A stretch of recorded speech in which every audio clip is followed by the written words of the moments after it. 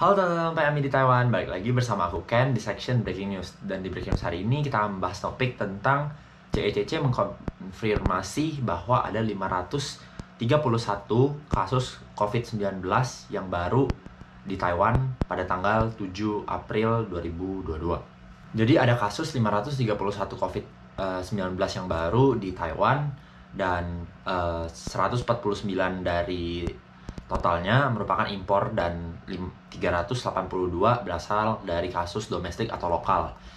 Dan ini merupakan hasil dari COVID-19 yang sangat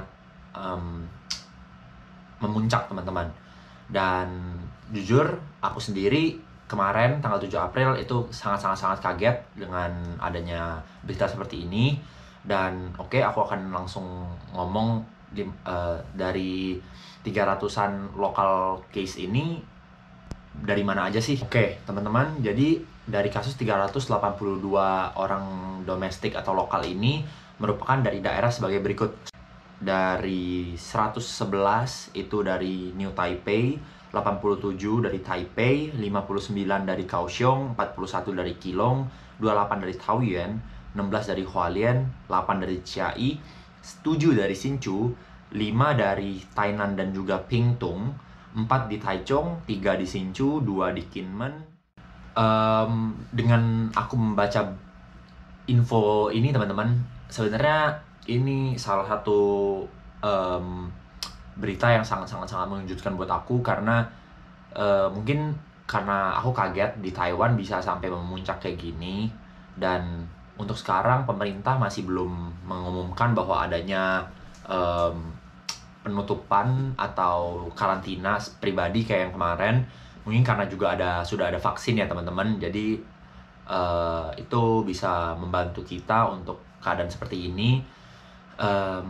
Aku sendiri teman-teman selalu menghimbau teman-teman untuk selalu mengambil vaksin COVID-19 teman-teman. Karena seperti yang teman-teman tahu, sekarang udah semakin memarak teman-teman di Taiwan. Dan sekarang Taiwan juga merupakan negara yang lagi memuncak-muncaknya nih teman-teman.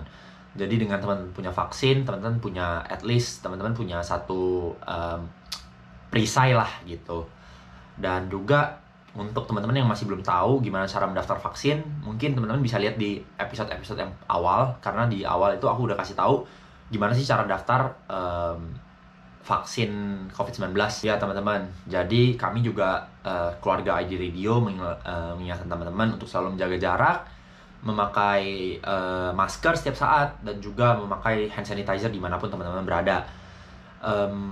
Teman-teman, aku minta tolong banget agar teman-teman selalu mematuhi peraturan yang ada di Taiwan. Contohnya seperti meng-scan barcode, itu teman-teman harus patuhin banget di tempat-tempat umum. Karena tempat-tempat umum tersebut banyak yang akan bisa terjadi dan teman-teman kita nggak tahu gitu loh di tempat itu udah ada orang yang kena positif COVID atau belum atau kayak gimana. Jadi dengan kita scan barcode, jadi pemerintah tahu harus memberitahu kepada siapa sih kalau misalnya kita tuh lagi kena atau enggak gitu teman-teman. Ya mungkin breaking news hari ini sampai sini aja. Aku berharap teman-teman bisa mengerti apa yang aku udah ngomong dari video-video sebelumnya, bahkan video hari ini. Dan ya, terima kasih teman-teman. Aku Ken, pamit undur diri dulu. See you on the next breaking news. Bye-bye. Halo teman-teman PMI di Taiwan, balik lagi bersama aku Ken di section Fun Fact. Dan di Fun Fact kali ini aku akan membahas tentang ikutin aku makan-makan di Taichung, di restoran yang pertama. Nah, mungkin hari ini aku bakal nge-sharing aja ke teman-teman bahwa di Taichung itu ada satu restoran yang menurutku worth it untuk didatengin karena harganya dan juga makanannya itu ada banyak banget. Oke? Langsung aja, namanya itu Tashiko. Nah, ini alamatnya, terus juga gambarnya tuh yang kayak gini nama tokonya. Oke, jadi di Tashiko ini dia menawarkan makanan yang all you can eat. Nah, all you can eat itu apa sih? Jadi teman-teman bisa makan sepuasnya nih teman-teman. Nah, terus untuk tipe makanannya kayak gimana Ken? Nah, jadi Tashiko ini tipe makanannya adalah shabu-shabu atau yang kayak rebus-rebus gitu teman-teman. Nah, mulai dari harga 270 NT, teman-teman udah bisa makan di sini loh teman-teman. Tapi teman-teman harus lihat ya, kayak yang di harga-harga ini ada beda-beda. Ada yang makan waktu siang hari, ada yang waktu malam hari, dan juga ada yang waktu weekend. Nah, jadi pilihan makanannya ada yang kayak gini nih kurang lebih teman-teman. Ada mulai dari sayur, terus sayur juga ada banyak, terus juga ada kayak daging-dagingan, terus juga ada ayam, terus juga ada pangsit-pangsitan, bakso, dan banyak lagi nih teman-teman. Terus juga ada side dish-nya atau makanan sampingnya yang kayak gini. Nah, cukup banyak kan teman-teman? Jadi teman-teman bisa datengin Tashiko ini ya teman-teman. Untuk rasa shabu-shabunya sendiri, kuahnya enak-enak banget nih teman-teman. Untuk yang ini aku pilih 2 rasa. Satunya itu yang rasa kaldu biasa, sama satu lagi rasa mala atau rasa pedes mala gitu sih. Dan dua-duanya enak sih teman-teman. Jadi teman-teman harus datang, cobain sendiri dan mantap. Terus juga aku mau ngasih tahu mungkin rating ya, kayak kemarin kan aku kasih rating nih. Nah, rating restoran ini mungkin dari segi harga dan juga rasa menurutku 8 sih teman-teman. Karena teman-teman bisa makan sampai kenyang banget, terus juga rasanya juga enak banget gitu loh. Bukan yang kayak all you can eat yang ya teman-teman bisa makan banyak tapi rasanya juga nggak terlalu enak. Tapi ini enak banget kok teman-teman, dan teman-teman wajib cobain. Oke, mungkin fun fact hari ini sampai sini aja. Teman-teman datengin, terus tulis di kolom komen enak atau enggak. Oke, mantap. See you guys on next video. Bye bye.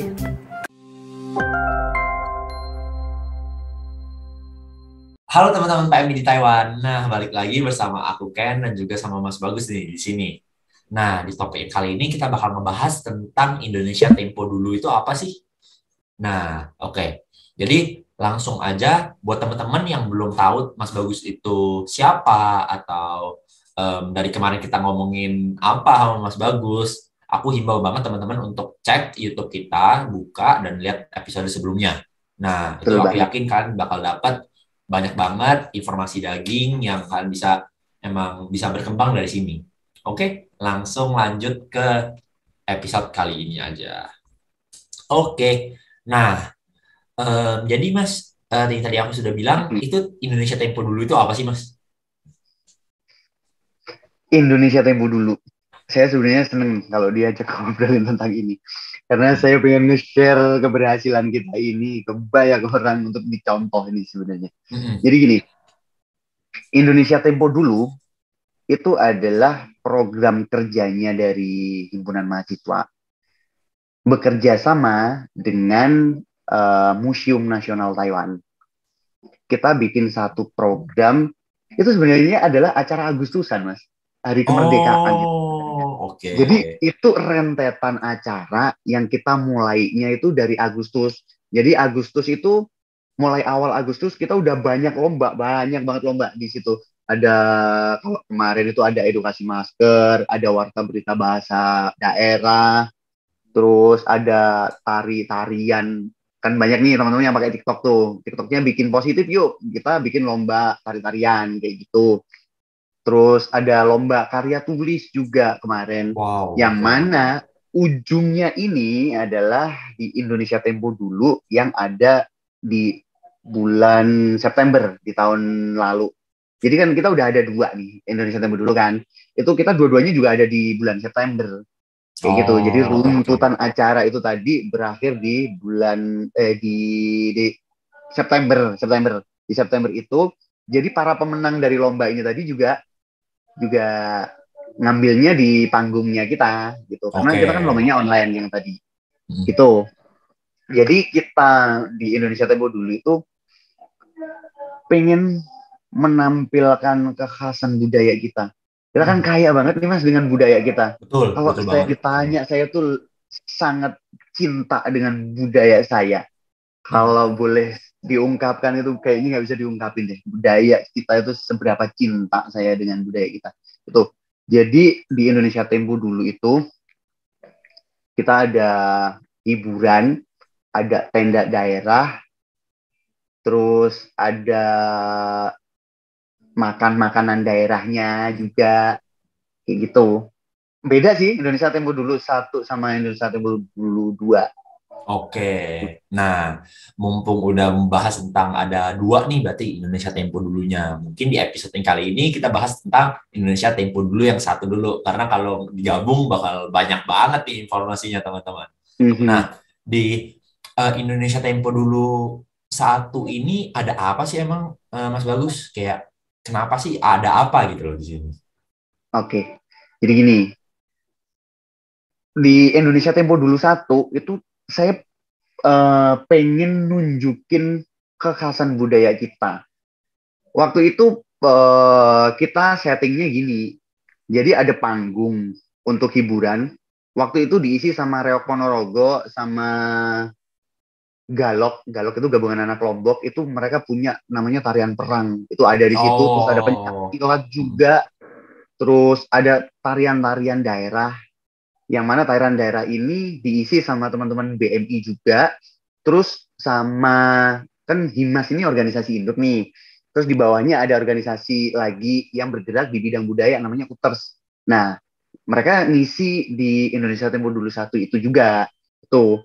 Nah, selain di panggung ini tadi ada hiburan, kita hmm. itu juga menyediakan namanya photo booth. Jadi kita bisa Oh, foto-foto tuh di situ. Jadi kita oke. benar-benar kayak lagi ada nuansa Indonesia gitu di situ. Hmm. Terus semua panitia itu wajib memakai pakaian jadul waktu itu di Indonesia Tempo dulu satu. Kita waktu itu pakai baju yang cewek-cewek pakai baju batik lurik kayak gitu lah zaman-zaman dulu kayak gitu. Oh, oke. Kalau saya waktu itu pakai pakaian Bali sih Hmm. Oke, sama oke. teman-teman yang cowok gitu. Jadi kita pengen nunjukin budaya gitu. Nah, terus ada Oke. tenda-tenda daerah. Di tenda-tenda daerah itu kalau yang di Indonesia Tempo dulu satu, seingat saya itu ada 18. Jadi syarat untuk boleh ikut pameran tenda di situ adalah yang pertama mereka wajib yang jaga tenda ya, wajib memakai pakaian daerahnya masing-masing. Misalnya tenda Jogja ya kamu harus pakai baju Jogja. Terus makanan atau minuman atau pakaian atau apapun yang mereka pengen jual, silakan dijual hasilnya buat kalian semuanya 100% dengan syarat yang dijual itu juga kekhasan budayanya. Misalnya dari Madura, itu sate itu kan dia. Terus dia pakai bawa celurit-celuritan tuh aku lihat dia pakai celurit-celuritan dari kerdus tuh. Terus pakai baju Madura kayak gitu. Karena target kita kan kita pengen menyebarkan ini ke Taiwan ya. Jadi Oke, oke, oke. banyak orang Taiwan itu yang datang akhirnya gitu. Ternyata banyak Oh, ya. karena Tuh. sebenarnya orang luar pun suka ya sama budaya kita, Mm-mm. sama ini kita ya. Betul, betul banget. Terus yang di Indonesia Tempo dulu satu itu kita ada satu challenge. Jadi siapapun, nah ini saya sebenarnya nggak berani ngeklaim sih, tapi nggak bisa dipungkirin bahwa tren kebaya yang sekarang meledak di Taiwan itu gara-gara itu. Jadi waktu itu Oh, oke. siapapun kalian yang pakai kebaya atau yang cowok boleh pakai batik, terus datang ke Indonesia Tempo dulu dan foto di foto booth kita itu kita kasih kupon. Waktu itu ada yang dapat handphone, ada yang banyak gitu. Oh, oke, Jadi oke, kita oke. mancing mereka untuk kalau mereka mungkin mikirnya gini ya. Kalau kita dulu deh, kita mikirnya gini. Kalau seandainya mereka nanti rame-rame terus pakai baju kebaya, terus pakai baju batik, kan banyak kan orang nih. Itu kayaknya kita benar-benar bisa menjual Indonesia Iya, ke lain. Indonesia, iya betul. Eh, tapi di sisi merekanya, mereka itu pengen sebenarnya pakai itu, tapi malu karena Malu, nggak ada temennya. iya, Eh, iya, iya, tapi iya. kalau seandainya waktu itu kan temennya banyak nih, mereka jadi udah nggak malu lagi. Dan bahkan Hmm, sampai hari ini itu menjadi tren. Banyak tuh oke, sekarang jual-jual kebaya di Taiwan. oke, Kayak gitu, oke, itu oke. kalau untuk ulasan Indonesia Timur dulu satu. Oke. Nah, berarti yang aku bisa simpulin dari Indonesia Tempo dulu satu ini sebenarnya eh, emang pengen untuk mempromosikan budaya kita Mhm. tuh bagus loh ke negeri Betul orang banget. gitu ya. Nah, Mhm. berarti juga ini satu contoh yang bisa mungkin komunitas-komunitas yang teman-teman sekarang lagi ikutin boleh buat juga gitu loh. Dan Mhm. nggak harus malu ya Mas ya dengan Betul kebudayaan banget. sendiri ya. Betul banget. Oke. Nah, mungkin untuk episode yang Indonesia Tempo dulu satu yang sampai sini dulu. Ntar kita bahas Indonesia Tempo Dulu 2 di episode berikutnya. Oke? Dadah. Oke. Berapa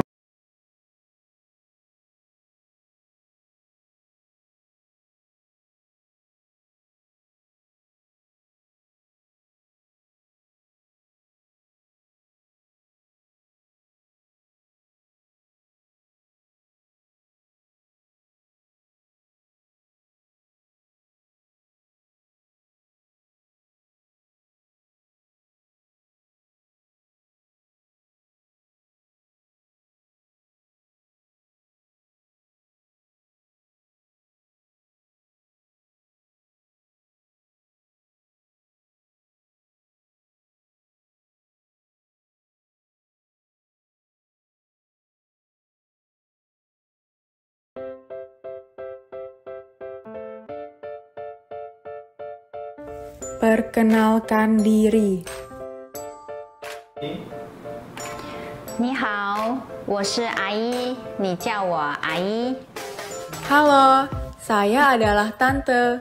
Kamu bisa panggil saya Ai. 你好，阿姨。 Halo Ai.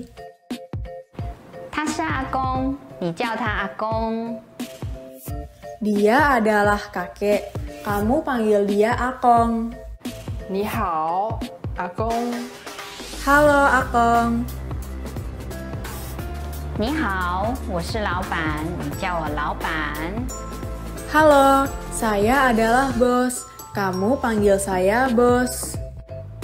你好，老板。 Halo bos. 他是阿嬷，你叫他阿嬷。 Dia adalah nenek. Kamu panggil dia Ama.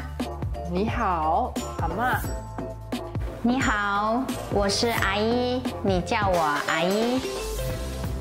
你好，阿姨。 他是阿公，你叫他阿公。 你好，阿公。 你好，我是老板，你叫我老板。 你好，老板。 他是阿嬷，你叫他阿嬷。 你好，阿嬷。